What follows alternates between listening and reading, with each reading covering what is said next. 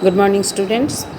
In the last class, we have started to discuss about the male reproductive system, and we have told the scrotal sacs or scrotum is also called the thermoregulator in spermatogenesis.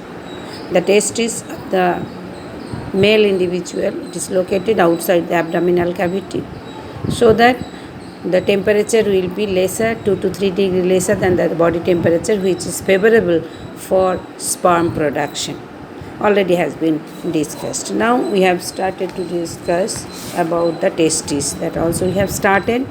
Each testis is covered by outer membrane, which is called tube.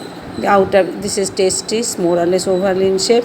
It is covered by the outer membrane, outermost fibrous tunica albuginea. So the outer this is the scrotal sac, and this is the testis is covered by the fibrous layer, which is called tunica albuginea.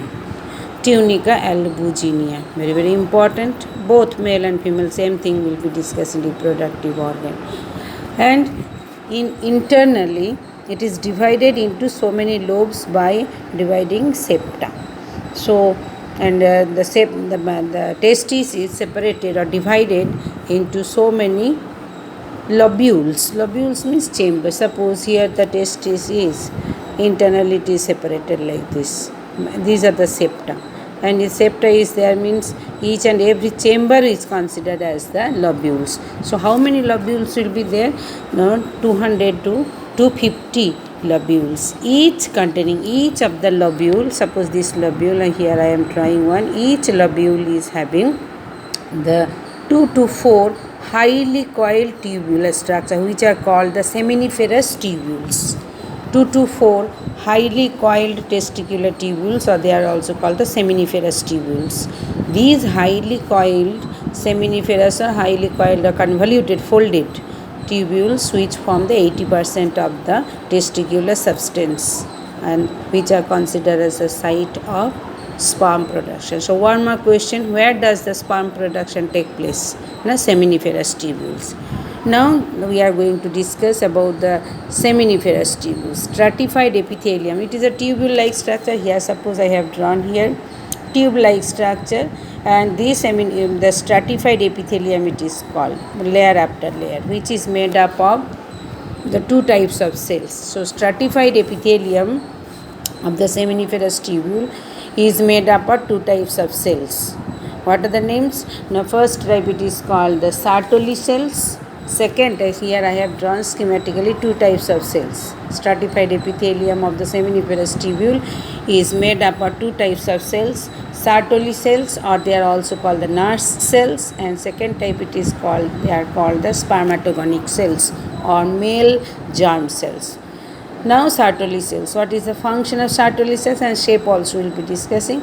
Sertoli cells are elongated and pyramidal and provide nourishment to the developing sperms till maturation. First function, they provide nourishment to the developing sperms. Second function, they also secrete the hormone which is called inhibin, a hormone which is involved in the negative feedback control of sperm production. Already we know negative feedback mechanism in hormone also we have discussed in 11th standard. That is these are the two functions of the Sertoli cells. Now next we are going for spermatogonic cells. Spermatogonic cells divide meiotically by meiosis and differentiate into spermatozoa, not sperms, spermatozoa. Spermatozoa, after further development, it develops into sperms, that we will be discussing later. Now next, another type of cells, they are present, they are called the Leydig cells, or they are also called the interstitial cells. Interstitial cells, last year also we have discussed. Now these cells are embedded. Suppose here it is highly coiled, the seminiferous tubules. 80% of the lobule is occupied, or testis is occupied by, overall testis is occupied by seminiferous tubule. Around these seminiferous tubules, loosely arranged cells are present, which are called the Leydig cells. So Leydig cells, or they are also called the interstitial cells, are embedded in the soft connective tissue surrounding the seminiferous tubules. Now, what is the function of these cells? These Leydig cells, they are secreting the male reproductive hormone, which are called endocrine in nature, and secrete the hormone which is called the androgen, or they are also called the testosterone hormone, which initiates the process of spermatogenesis. These cells are endocrine in nature and are characteristic features of testes of mammals. And immunological functions are also there that we will be discussing in immunology chapter. Now next, these are testis, the main primary reproductive organ in male individual which produces the sperms. Accessory organs. Accessory ducts associated with the male reproductive system are retitestis, vasa differentia, epididymis and vas deferens. Now, one by one we'll be discussing. The seminiferous tubules of each lobule joined together converge to form the tubulus rectus. Tubulus rectus that conveys the sperms into retitestis. So here the diagram is there. Here these are the lobules. These are the seminiferous tubules. They join together to form converge together to form the tubulus rectus. It is called tubulus rectus. These are the places. Tubulus rectus. Tubulus rectus. These tubulus rectus conveys the sperms into retitestis. These are the retitestis which are located to the posterior side of the testis. This is the front side, back side. It is forming the retitestis.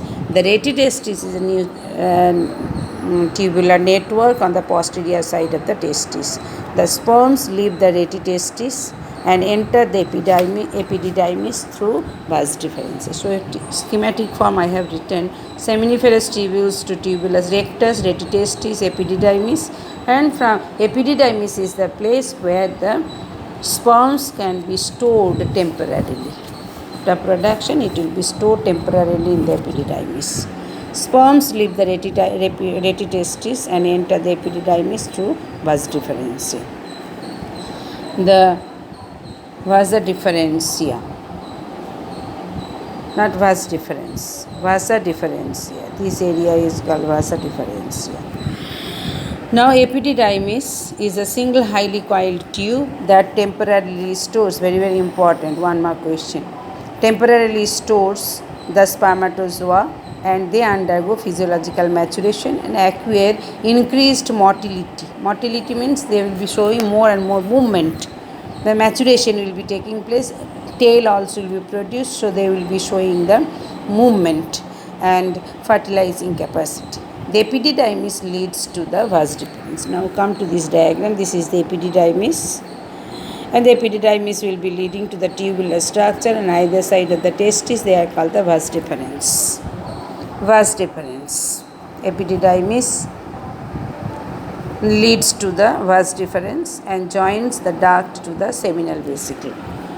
And this is the vas deferens is going upward to the abdominal cavity, and it is joining with the tube or duct of seminal vesicle. Duct of seminal vesicle to form the ejaculatory duct, which passes through the prostate gland. This light color structure is called the prostate, not prostrate, prostate gland. Ejaculatory duct which passes through the prostate gland and opens into the urethra.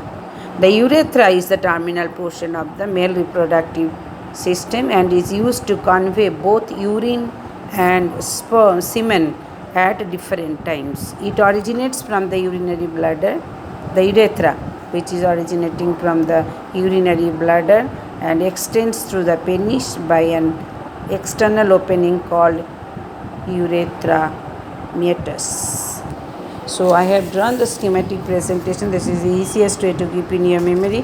Seminiferous tubules to tubulus rectus, retitestis to epididymis, epididymis to vas deferens, vas deferens to seminal vesicle, ducts of seminal vesicle it will be joining and passing to the prostate gland. Ultimately it will be ended in ejaculatory duct. Now this is the system. What are the different parts? Are accessory parts are there, but accessory glands are also there. Where is the accessory glands? The accessory glands of the male reproductive system includes the paired seminal vesicle. I had shown the seminal vesicle paired. Now next, single prostate gland and a pair of Cowper's gland. They are also called bulbourethral glands. So pair of paired seminal vesicles and bulbourethral glands. They are also called the Cowper's gland and a single prostate gland. Now, what are the secretions of these glands? Now, the seminal vesicle secretes an alkaline fluid called the seminal plasma containing fructose sugar, ascorbic acid, prostaglandins, and coagulating enzyme called vesiculase, very important, which enhances the sperm's motility. Bulbourethral glands or the Cowper's glands are inferior to that of the below the prostate gland, and their secretions also help in the lubrication of the penis. Prostate gland encircles, surrounds the urethra and is just below the urinary bladder and secretes a slightly acidic fluid that contains citric acid, several enzymes, and prostate specific antigens. Semen or seminal fluid is a milky white fluid. What are 2 marks question? What are the contents of the semen?